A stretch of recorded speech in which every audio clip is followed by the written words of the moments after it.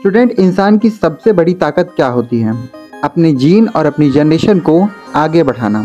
और यही मुमकिन हो पाता है एक बहुत ही इम्पॉर्टेंट बायोलॉजिकल सिस्टम से, जिसका नाम है रिप्रोडक्टिव सिस्टम।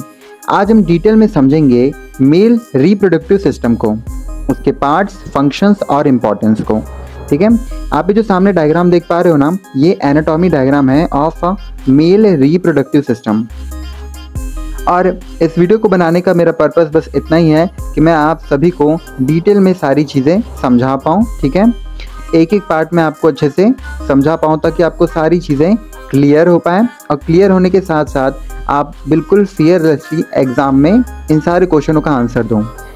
और मैं बता देना चाहता हूँ कि मेरा कोई भी इंटेंशन गलत नहीं है, मैं सिर्फ सही इंटेंशन से और एजुकेशनल पर्पस से मैं आपको ये एनाटॉमी डायग्राम को आज पढ़ाऊँगा। और एक एक चीज़ आप जितनी भी देख पा रहे हो ना, यहाँ से लेके यहाँ तक जो भी है सब कुछ हम समझेंगे एक एक पार्ट को।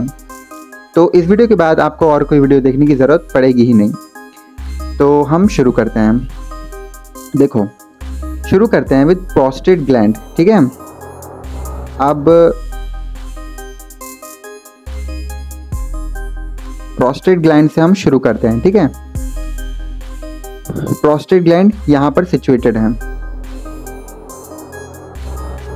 आप ये देख पा रहे हो, यहाँ पर सिचुएटेड है। तो ये जो प्रोस्टेट होता है ना, ये ब्लैडर के नीचे होता है। ठीक है, ब्लैडर कहाँ होता है? ब्लैडर ये है। ठीक है, इसके ऊपर भी आएंगे, टेंशन नहीं लेना, सारी चीज़ें समझेंगे। तो ये ब्लैडर के जस्ट नीचे है। ठीक है, आपको दिख पा रहा होगा। तो ये ब्लैडर के जस्ट नीचे होता है और यूरेथ्रा को घेरा होता है। ये एक मिल्की और थोड़ा एल्कलाइन फ्लूइड बनाता है। ठीक है, याद रखने की बात, जो कि सीमेन का हिस्सा होता है। किसका हिस्सा होता है?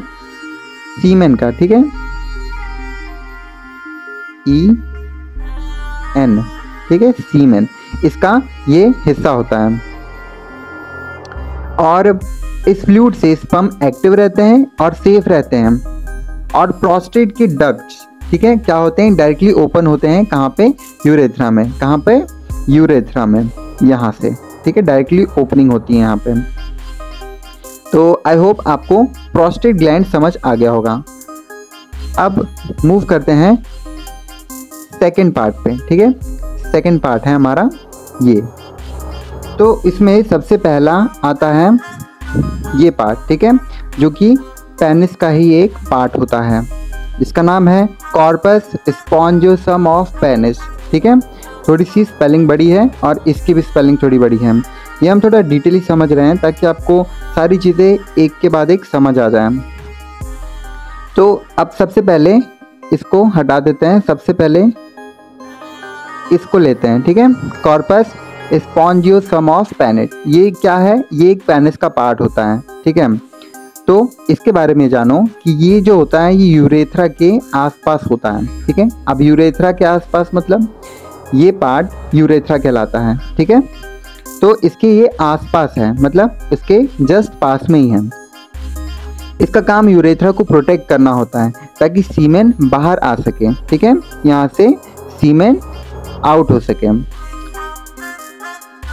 ओके, और इरेक्शन के टाइम यूरेथ्रा बंद ना हो। ठीक है, जब भी इरेक्शन हो, ठीक है, जब भी इरेक्शन का टाइम हो तो जो यूरेथ्रा है ये बंद ना हो। ठीक है, इसका लास्ट पार्ट ग्लांस पेनिस बनाता है, जो सेंसिटिव होता है। ठीक है, समझ आई बात? अभी हम इसकी बात कर रहे थे।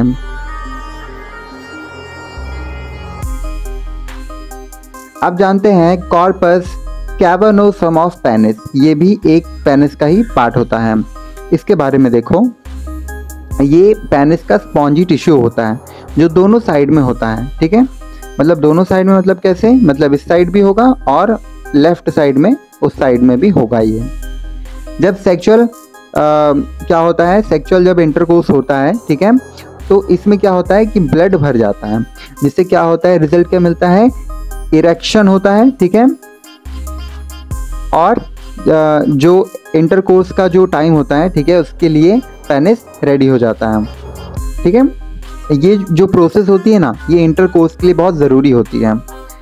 अब हम जंप करते हैं थर्ड पार्ट पे। ठीक है, ये पार्ट, अब ये क्या है आप सभी को पता ही होगा। ठीक है, ये क्या है? ये है टेस्टिस। ठीक है, क्या है ये? टेस्टिस। अब एक चीज़ और देखो, यहाँ पर ना ये तो टेस्टिस है, ठीक है, ये तो हम अंदर का देख रहे हैं, पर इसके बाहर एक ऐसी लेयर होती है, ठीक है, एक ऐसा पाउच होता है जिसको हम बोलते हैं स्क्रोटम, ठीक है, जिसको हम बोलते हैं स्क्रोटम। तो ये भी चीज़ें आती हैं पेपर में, ठीक है। तो अभी हम जानते हैं राइट और लेफ्ट टेस्टिस के बारे में, ठीक है, ये दोनों टेस्टिस के बारे में। तो टेस्टिस क्या होते हैं, स्क्रोटम के अंदर में पेयर में होते हैं। तो क्या ये पेयर में है, ठीक है, हाँ ये पेयर में है, ये 2 पेयर में है। ये स्पर्म बनाते हैं और टेस्टोस्टेरोन हार्मोन भी प्रोड्यूस करते हैं। अंदर जो होता है ना वो सेमाइनल वेसिकल ट्यूब्यूल्स होते हैं, ठीक है, इसके अंदर सेमाइनल वेसिकल ट्यूब्यूल्स होते हैं जो कि क्या करते हैं, वहाँ पर ही क्या बनता है, स्पर्म का फॉर्मेशन होता है, ठीक है, किसका फॉर्मेशन होता है, स्पर्म का। अब टेस्टिस का टेम्परेचर बॉडी से थोड़ा कम होता है जो कि स्पर्म के लिए ज़रूरी होता है। आप सभी ने क्लास 12 बुक में पढ़ा होगा, ठीक है, बायोलॉजी की बुक में। अगर नहीं पढ़ा हो तो मैं बता दूं कि ये जो पार्ट होता है ना वो हमारी बॉडी से बाहर इसलिए होता है क्योंकि हमारी बॉडी का टेम्परेचर, ठीक है, हमारी जो बॉडी का टेम्परेचर होता है उससे स्पर्म को 2 to 3 डिग्री कम, ठीक है, इतना कम टेम्परेचर चाहिए होता है किसका फॉर्मेशन करने के लिए, स्पर्म का फॉर्मेशन करने के लिए, ठीक है, इतनी बात समझ आए। इसलिए हमारे बॉडी के यहाँ बॉडी से आउटसाइड प्रेजेंट होता है ये पार्ट,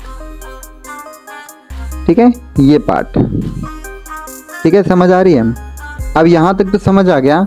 अब जंप करते हैं नेक्स्ट पार्ट पे जिसका नाम है एपिडिडमस, ठीक है, एपिडिडमस, ठीक है, ये आप देख पा रहे हो, ये पार्ट की हम बात कर रहे हैं। तो इसमें सबसे पहले ये जो पार्ट देख पा रहे हो, ठीक है, ये वाला जो पार्ट देख पा रहे हो इसको हम बोलते हैं एपिडिडमस। अब ये क्या होता है, ये एक कॉइल ट्यूब होती है जो कि क्या करती है, टेस्टिस के ऊपर होती है, ठीक है। क्या ये सच है क्या, तो देखो यहाँ पर इसको इरेज कर देते हैं, यहाँ से ये टेस्टिस है, ठीक है, ये टेस्टिस है। तो यहाँ से एक ट्यूब गई है, लंबी ट्यूब, तो ये बिल्कुल सही है कि यहाँ पर एपिडिडमस प्रेजेंट है। तो ये क्या होती है, कॉइल ट्यूब होती है जो कि टेस्टिस के ऊपर होती है, ठीक है। यहाँ स्पर्म टेम्परेली स्टोर होते हैं, ठीक है, और स्पर्म यहाँ मैच्योर होते हैं और मूव करना सीखते हैं और फिर से वो वास्ट डिफरेंस में चले जाते हैं। ओके, देन ये है पार्ट वास्ट डिफरेंस, ठीक है। एपिडिडमस समझ आ गया, एक लंबी कॉइल्ड ट्यूब है। जानते हैं अब वास्ट डिफरेंस के बारे में। ये क्या है, ये एक ट्यूब होती है जो कि एपिडिडमस से स्पर्म को ले जाती है। अब एपिडिडमस जो है, ठीक है, यहाँ से क्या कर रहा है, स्पर्म को भेज रहा है। तो जो वास्ट डिफरेंस है वो यहाँ पे रिसीव करता है, देन रिसीव करने के बाद वो कहाँ ले जाता है, अब आगे समझते हैं। ये जो होता है ना, ये वास्ट डिफरेंस, ये क्या होता है, ब्लैडर के पास सिचुएटेड होता है। हमारा ब्लैडर ये है, ठीक है, ब्लैडर के भी ऊपर आएंगे हम लोग। तो ब्लैडर ये पार्ट होता है, तो इसको हटा देते हैं। ब्लैडर के पास ही सिचुएटेड होता है। देखो ये जो दिख रही है ये वेन, ठीक है, मतलब ये जो ट्यूब दिख रही है ये ब्लैडर के पास सिचुएटेड है। तो इजैकुलेशन के टाइम स्पर्म को क्या करती है, आगे पुश करती है और ये सेमाइनल वेसिकल और प्रोस्टेट के फ्लूइड के साथ स्पर्म को मिक्स करने का काम करती है। मतलब इसका रोल काफ़ी इम्पोर्टेंट होता है। अब यहाँ पर आपको एक और टर्म दिख रहा होगा, ठीक है, जिसका नाम है सेमाइनल वेसिकल। तो सेमाइनल वेसिकल आप ये देखो, यहाँ से आपको अच्छे से दिखेगा सेमाइनल वेसिकल, ठीक है, यहाँ पर प्रेजेंट है सेमाइनल वेसिकल। अब ये क्या करता है, ये एक पेयर ऑफ ग्लैंड होते हैं जो कि ब्लैडर के पीछे होता है। तो देखो ये था अपना ब्लैडर, ठीक है, यहाँ पर एक मिनट, ये तो था अपना ब्लैडर, ठीक है, ये वाला पार्ट, और इसके पीछे आप देखो, ठीक है, छोटा सा दिख रहा है, सेमाइनल वेसिकल है ये। तो ये क्या करता है, ब्लैडर के पीछे सिचुएटेड होता है। ये इसका काम ही होता है कि फ्रुक्टोज वाला फ्लूइड बनाता है, ठीक है, जो कि स्पर्म को एनर्जी देता है। और इसी फ्लूइड में स्टिकी और एल्कालाइन नेचर होता है। इसी की वजह से जो हमारा फाइनल प्रोडक्ट निकलता है, ठीक है, वो थोड़ा सा स्टिकी होता है और स्टिकी होने के साथ साथ एल्कालाइन नेचर का होता है। तो जान लो कि जो सीमेन है ना वो 60 to 70% हिस्सा होता है सेमाइनल वेसिकल के फ्लूइड का। ठीक है, मतलब अब ये भी समझ आ रहा है धीरे धीरे कि ये जो सेमाइनल वेसिकल है ये भी बहुत ही ज़्यादा इम्पॉर्टेंट रोल प्ले कर रहा है। ठीक है, इसमें प्ले कर रहा है स्पर्म के प्रोडक्शन में। अब जानते हैं यूरेथ्रा को। ठीक है, यूरेथ्रा कहाँ है, पहले इसको एग्जिट करते हैं। यहाँ देखो,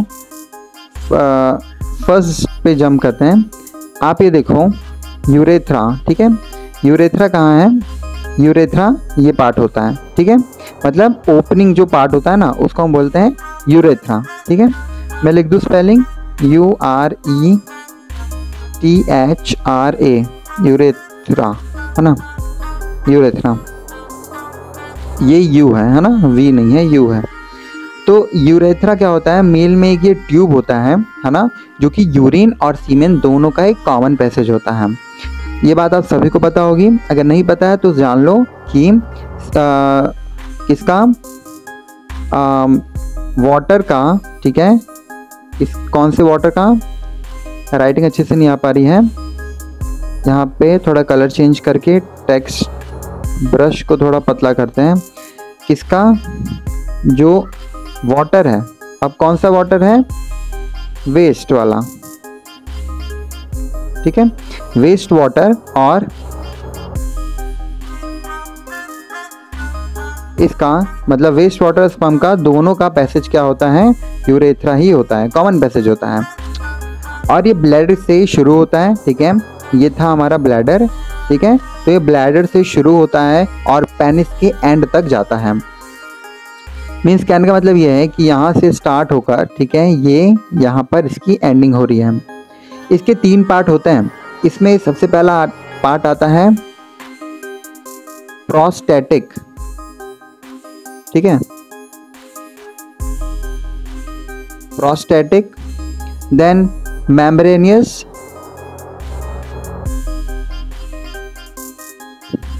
अभी आप लोग को स्पेलिंग समझ नहीं आ पा रही होगी, मैं सामने डिस्प्ले कर दूंगा स्पेलिंग्स को। ठीक है, देन आता है फिनिल। ठीक है, ई है आखिरी में। ठीक है, ये पार्ट होते हैं किसके, यूरेथ्रा के। ठीक है, यूरेथ्रा के 3 पार्ट होते हैं ये। उसके बाद क्या आता है कि जो इजेक्युलेशन का जो टाइम होता है ना, वहाँ पे यूरिन का फ्लो, ये 3 पार्ट्स क्या करते हैं, ये क्या करते हैं कि यूरिन के फ्लो को रोक देते हैं। ठीक है, और इसको आने देते हैं, स्पर्म को आने देते हैं बाहर। तो इतना समझ आ गया। अब इसके बाद हम लोग डायरेक्टली जानते हैं यूरिनरी ब्लैडर को। ठीक है, व्हाट इज यूरिनरी ब्लैडर। ठीक है, and where it is present situated. तो यहाँ पर इसको पहले तो एग्जिट करते हैं। ठीक है, थोड़ा सा ऐसे मूव करते हैं। देन यहाँ पर आप देखो, ये जो पार्ट देख रहे हो ना, मैंने कई बार अभी इसी वीडियो में इसके बारे में जिक्र कर दिया। थोड़ा सा ब्रश को पतला किया जाए। ओके, ये पार्ट कहलाता है यूरिनरी ब्लैडर।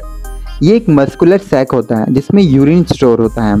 ठीक है, तो जब भी जो किडनी होती है ना, वो हमारे ब्लड को और यूरिन को, ठीक है, इन दोनों को फिल्टर कर देती है। और फिल्टर करने के बाद डायरेक्ट किसके पास आता है, ये ब्लैडर में स्टोर होता है। ठीक है, और ये जो ब्लैडर होता है ना, ये किसके कंट्रोल में आता है, ये हमारे कंट्रोल में आता है, क्योंकि हम अपने जो वाटर को बाहर निकालने का जो डिसीजन है वो हम खुद ले सकते हैं। तो ये अंडर कंट्रोल होता है ये मसल। ओके, यानी ये वॉलंटरी एक्शन में आता है, इनवॉलंटरी एक्शन में ये मसल नहीं आता है। ब्लैडर के नीचे होता है प्रोस्टेट ग्लैंड। ठीक है, एक मिनट, इसको रिमूव करो। ये आता है जो पार्ट, इसको बोलते हैं प्रोस्टेट ग्लैंड। ठीक है, ये डायरेक्टली सीमेन में रोल नहीं करता। ठीक है, पर पोजीशन समझना इंपॉर्टेंट है। किसकी बात कर रहा हूँ मैं, ब्लैडर की बात कर रहा हूँ। प्रोस्टेट तो काम करता ही है। ठीक है, मैं ब्लैडर की बात कर रहा हूँ, क्योंकि जो पोजीशन है ना, ये समझना इंपॉर्टेंट होता है, क्योंकि ये सारी जो चीज़ें हैं ये डायरेक्ट पूछी जाती हैं, और आप सभी को तो डायग्राम भी बनाने के लिए आता है इसका। तो अच्छे से देखो, समझो, और कोई भी शेम फील करने की बात नहीं है। ठीक है, बायोलॉजी में कोई भी शेम फील करने की बात नहीं है। अगर आप बायोलॉजी के स्टूडेंट हो तो शेम को फील मत करो, पढ़ाई पे ध्यान दो और एक एक चीज़ें बारीकी में समझो और मुझसे पूछो, ठीक है। अब नेक्स्ट पार्ट देखते हैं, ठीक है। अब थोड़ा सा हम लोग डायग्राम चेंज करते हैं, ये वाला डायग्राम है, ठीक है। अब ये वाले पे बात करते हैं। सबसे पहले एक्सटर्नल यूरेथ्रा हम जानते हैं, ठीक है। यहाँ पे थोड़ा सा मैं कलर फिर से चेंज कर रहा हूँ क्योंकि रेड कलर मुझे ऐसा लगता है कि ज़्यादा विजिबल होता है।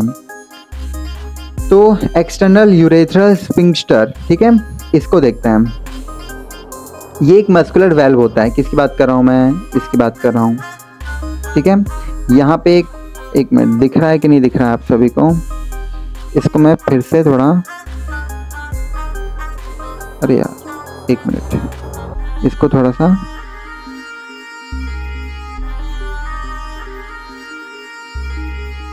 सा मैं जूम करूँगा। अब दिख रहा होगा ये पार्ट, ठीक है, ये वाला पार्ट अब दिख रहा होगा आप सभी को। तो ये एक्सटर्नल यूरेथ्रल स्फिंक्टर है ना। तो ये क्या करता है, एक मस्कुलर वेल्व होती है जो यूरेथ्रा को कंट्रोल करता है। ओके, यूरेथ्रा मतलब वही ओपनिंग पॉइंट वाला, ओपनिंग ओपी लिख दिया मैंने, ठीक है, ओपनिंग पॉइंट।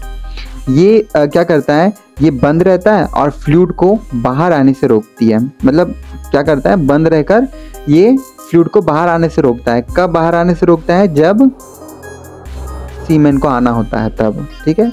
जब यूरिनेशन या फिर इजैकुलेशन होता है तो ये रिलैक्स हो जाता है। ओके, इतना तो समझ ही गए होंगे आप सभी, ठीक है। इतना छोटा सा पार्ट इतना बड़ा काम करता है। अब देखो रेक्टम एंड सिग्मॉइड कोलोन को देखते हैं।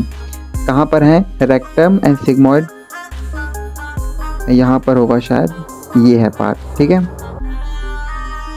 ये पार्ट को देखो, ये पार्ट जो है ना, ये वाला पार्ट, ठीक है। ये क्या करता है, रेक्टम मतलब आप सभी को पता है, मैंने डाइजेस्टिव सिस्टम में अच्छे से बताया था कि रेक्टम क्या होता है। ये क्या करता है, ये डाइजेस्टिव सिस्टम का पार्ट होता है, ठीक है। और जो रेक्टम होता है ना, वो क्या करता है, फीसेस को स्टोर करता है। किसको? फीसेस को स्टोर करता है। और फिर क्या करता है, जो एनस से बाहर वो निकल जाता है, वेस्ट मटेरियल। तो ये क्या होता है, डाइजेस्टिव सिस्टम का पार्ट होता है। रेक्टम क्या करता है, रिप्रोडक्टिव ऑर्गन के बिल्कुल नीचे होता है ना, रिप्रोडक्टिव ऑर्गन के बिल्कुल नीचे प्रेजेंट होता है। हम रेक्टम की बात कर रहे हैं। एग्ज़ाम में इसका रिलेशन समझने के लिए और इनके बारे में पता होना चाहिए आपको, क्योंकि अगर मान लो शॉर्ट नोट लिखने के लिए आ गया, ठीक है, तब आप किससे पूछोगे वहाँ पे। तो इसलिए ये सब मैंने सोचा कि थोड़ा इंक्लूड कर देता हूँ इसको। अब इसको रिमूव करते हैं, इसको एग्जिट करते हैं। रेक्टम, ये पार्ट रेक्टम मैंने आपको दिखाया कि नहीं, रेक्टम ये वाला पार्ट है, ठीक है, ये देख लो, ये पार्ट होता है रेक्टम। अब चलो इसको हटाते हैं। अब हम लोग थोड़ा सा जानते हैं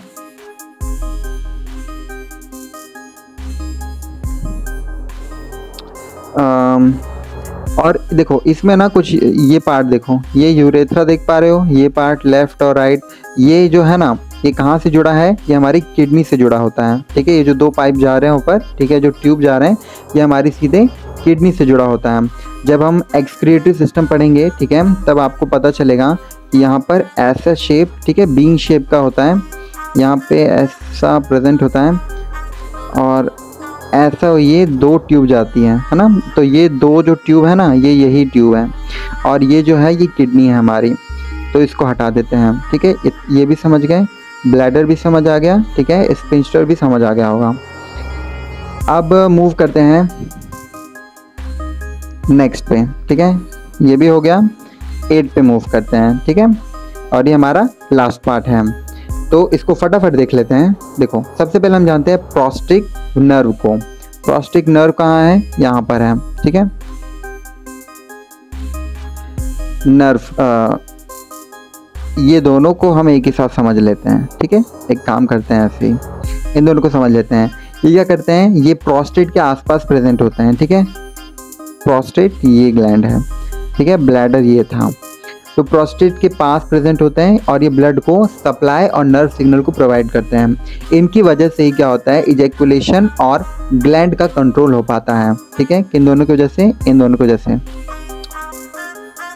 और अब जानते हैं इंफीरियर वेसिकल वेसल, ठीक है। ये पार्ट, ठीक है।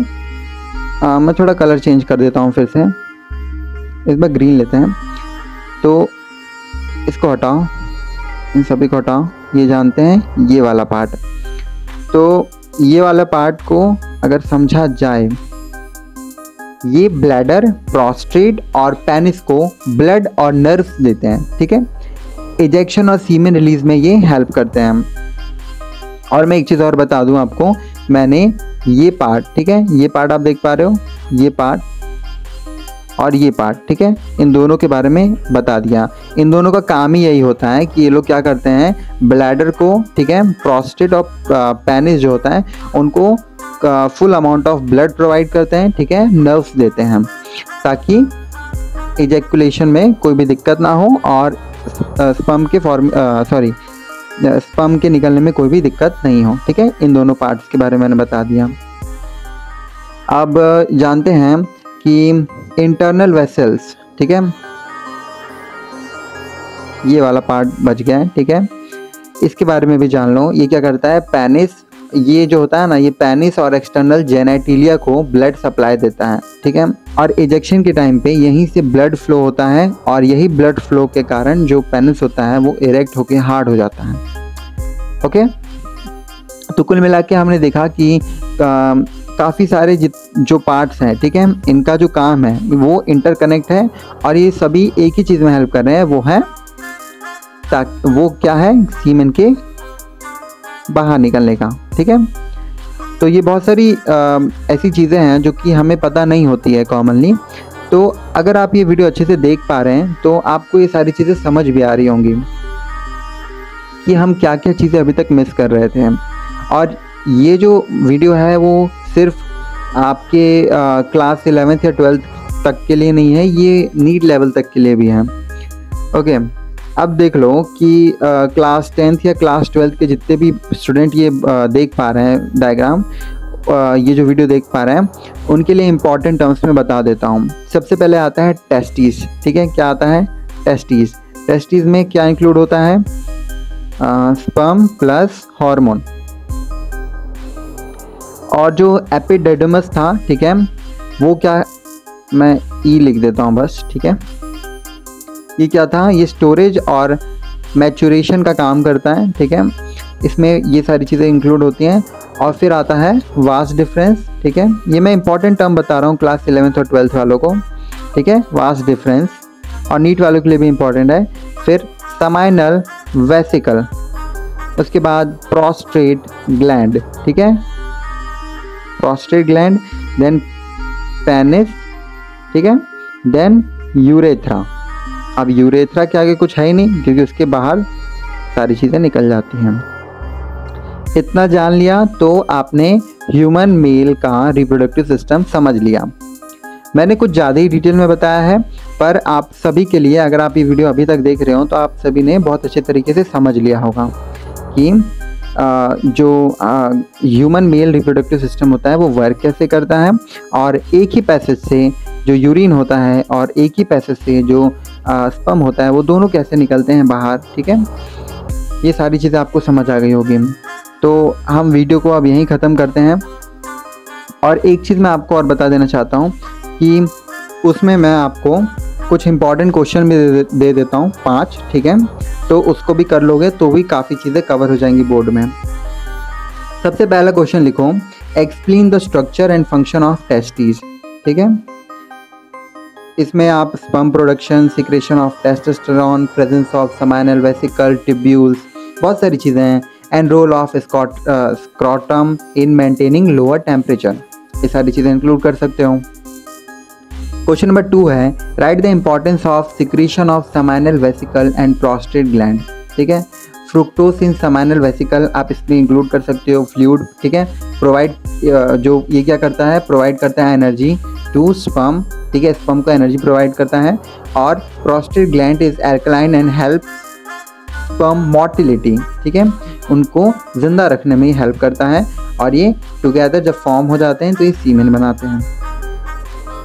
अब 3rd नंबर का क्वेश्चन है, describe the process of spermatogenesis, बहुत इंपॉर्टेंट क्वेश्चन है, ठीक है। और जब हम फीमेल रिप्रोडक्टिव सिस्टम पढ़ेंगे तब हम जानेंगे कि oogenesis क्या था।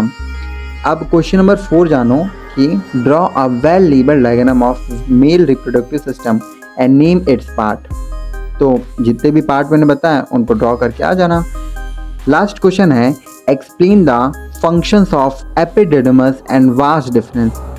तो याद रखो जो एपिडिडमस था ना वो स्टोर करता है और मैच्योर करता है स्पर्म को, और जो वास डिफरेंस था ना वो क्या करता है, ट्रांसपोर्ट करता है स्पर्म को ड्यूरिंग इजैक्यूलेशन। अगर आपको वीडियो पसंद आई तो द टोटल एनसीईआरटी को सब्सक्राइब करना बिल्कुल भी मत भूलना, क्योंकि मैं आपके लिए इतनी मेहनत कर रहा हूँ। मैं बस इतना एक्सपेक्ट करता हूँ कि द टोटल एनसीईआरटी को आप सभी सब्सक्राइब कीजिए, ठीक है। जल्दी से जल्दी हम लोग 1 के सब्सक्राइबर हिट करें, है ना। और हिट करने के साथ साथ मैं भी ये अच्छा फील कर पाऊँ कि मेरे पास भी 1000 बच्चे मन लगाकर पढ़ रहे हैं, तो ये फीलिंग बहुत अच्छी होती है। तो आप लोग वहाँ तक पहुँचने के लिए मेरी हेल्प कीजिए और एंजॉय करो पढ़ाई को, ठीक है। मैंने कभी भी आपको प्रेशर नहीं दिया है, मैं बस आपको सब ऑथेंटिक और रियल बातें बताता हूँ, ठीक है। टेंशन लेके पढ़ाई नहीं होती है, मैं जानता हूँ ये बात, क्योंकि मैं खुद स्टूडेंट रहा हूँ। तो टेंशन लेके बिल्कुल भी मत पढ़ो, आराम से चिल होके पढ़ो और द टोटल एनसीईआरटी को फॉलो ज़रूर करना, क्योंकि मैं विश करता हूँ कि अगर मैं अपने स्कूल टाइम पे अगर ये ऐसा कोई चैनल देख रहा होता तो मैं आराम से 100% स्कोर करता, क्योंकि आपको यहाँ पे सब कुछ मिलता है। इंपॉर्टेंट क्वेश्चन, अभी मैं इंपॉर्टेंट डायग्राम एक्सप्लेन कर रहा हूँ एनाटॉमी वाले, ठीक है। एनाटॉमी वाले डायग्राम कोई एक्सप्लेन नहीं करेगा आपको, क्योंकि बहुत सारे लोग शर्म के मारे और बहुत सारे लोग डर के मारे ये सारी चीज़ें नहीं करते हैं, पर मुझे ऐसे कोई भी फीलिंग नहीं है। मैं बस आपको चाहता हूँ कि सारी नॉलेज आप तक सही से पहुँचे। तो इसी के साथ हम मिलते हैं कल, ठीक है। कल मिलने के साथ साथ एक और हम डायग्राम देखेंगे, और तब तक के लिए द टोटल एनसीईआरटी को सब्सक्राइब कर लो। सब्सक्राइब करने के साथ साथ और वीडियोस देखो प्लेलिस्ट में जाके, और इम्पॉर्टेंट डायग्राम वाली वीडियोस तो देखना ही है। और एक अच्छा सा कमेंट ज़रूर कर देना अगर वीडियो पसंद आई हो तो। हम मिलते हैं कल, तब तक के लिए वीडियोस को देखते रहो एंड स्टे ट्यून्ड।